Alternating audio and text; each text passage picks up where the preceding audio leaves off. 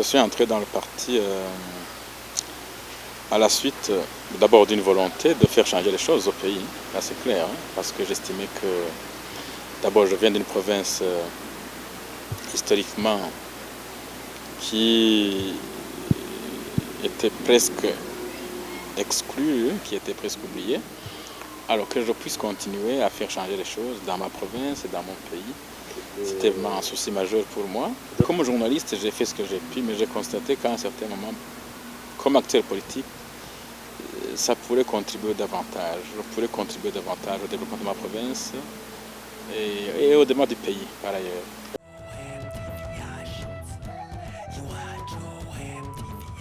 J'ai été recruté.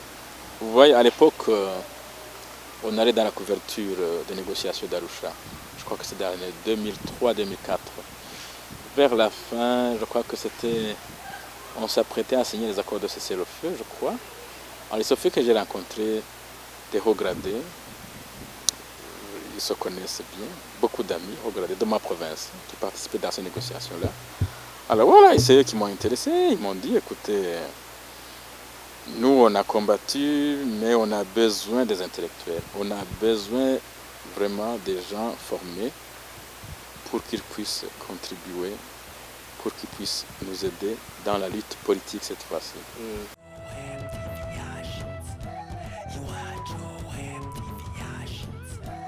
Je suis fier et je suis content d'avoir fait que les paysanats, ce qu'on appelle les paysanats chez nous, les propriétés foncières qu'on appelle paysanat, aujourd'hui, c'est devenu des propriétés qui appartiennent à part entière à leurs occupants.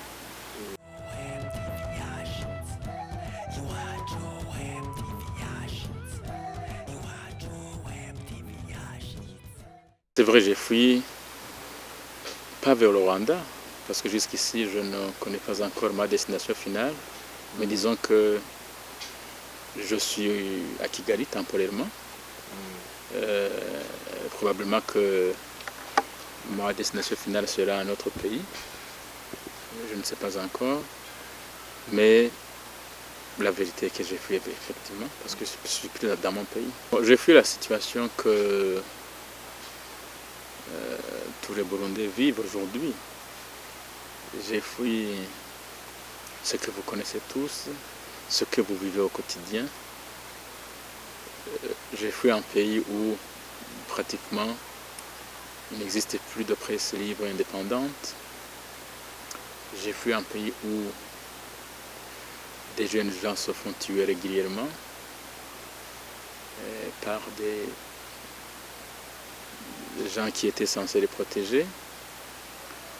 J'ai fui un pays où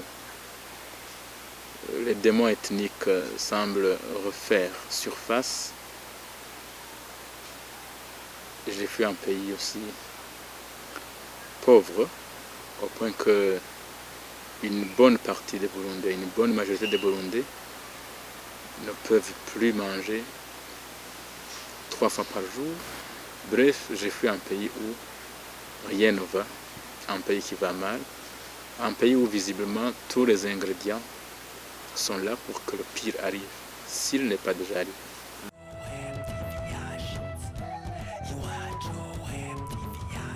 Il y a aussi des raisons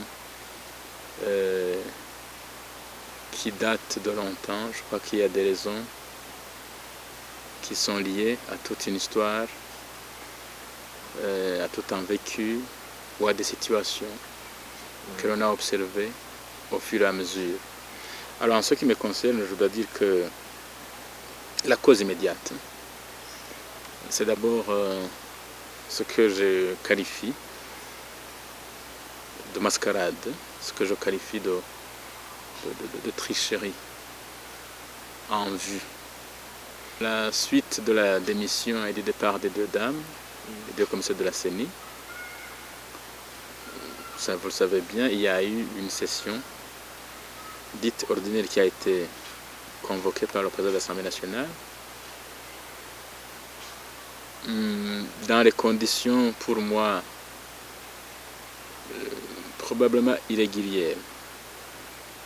Parce que je me rappelle bien que avant de clôturer la session d'avril, dans la réunion du bureau élargi, ou même dans le discours du président de l'Assemblée nationale, le discours de clôture, il avait été clairement dit que les travaux de la législature 2010-2015 venaient de prendre fin. Et que tout ce qu'on pouvait faire, c'était peut-être, oui, siéger, mais pour des sessions extraordinaires convoquées par le chef de l'État. Ce qui, à mon sens, n'a pas été le cas pour la session dite de juin, donc la session en cours. Déjà, pour moi, il y avait un hic.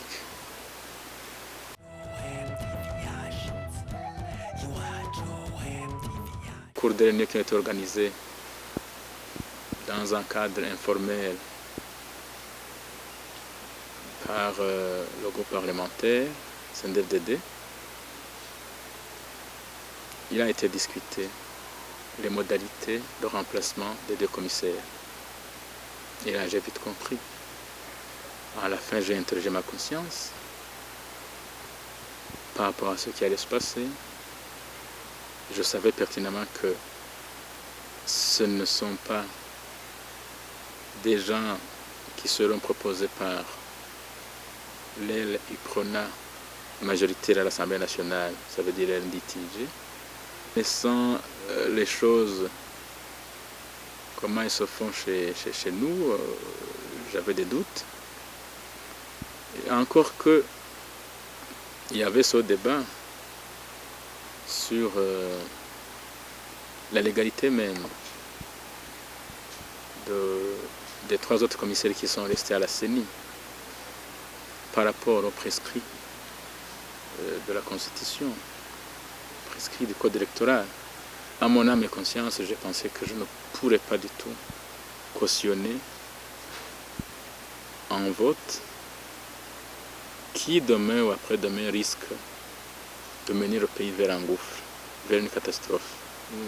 Alors, j'ai pensé qu'il fallait carrément prendre l'exil, parce que chez nous, vous êtes contre ce qui est dicté par le parti, vous devez faire un choix, ou vous taisez, ou vous faites un profil bas, ou carrément, vous prenez le large.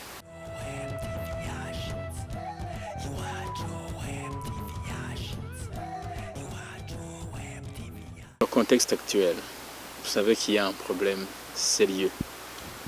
Vous savez qu'il y a des divergences sur la question du troisième mandat de l'actuel chef de l'État. Alors il se fait que malheureusement, depuis qu'il y a eu des difficultés au sein du parti dans un premier temps sur la question de ce mandat-là, on sait qu'il y a un groupe, une équipe, ou des gens, ou même un courant, pourquoi pas, qui est pour ce mandat-là. Et il y a d'autres qui ne sont pas pour ce mandat-là, parce qu'ils le jugent illégal, parce qu'ils considèrent que ce mandat-là commence à provoquer des troubles, des problèmes au niveau du pays. Et je suis de cette catégorie-là.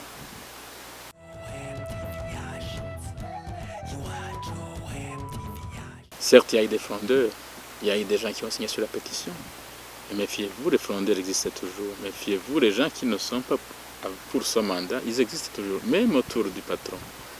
Seulement, beaucoup ont préféré faire le profil bas, beaucoup ont préféré se taire, par peur des représailles, par peur des intimidations, des conséquences qu'il pourrait avoir.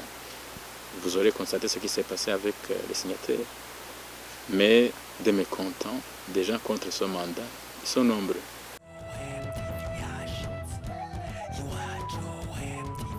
Je ne pense pas, malheureusement, je ne pense pas qu'il va lâcher. Et il n'entend pas lâcher. Seulement, je m'interroge. Et la suite? Et la suite? Et la suite? Parce que cette fois-ci, outre le conflit en interne, outre les manifestations, bientôt il va faire face à la communauté internationale, toute la communauté internationale qui a commencé déjà à agir à travers les sanctions, à travers la suspension de l'aide qu'est-ce qui va se passer vraiment? Est-ce que cette guerre-là, il va la gagner? Je ne sais pas, mais je doute.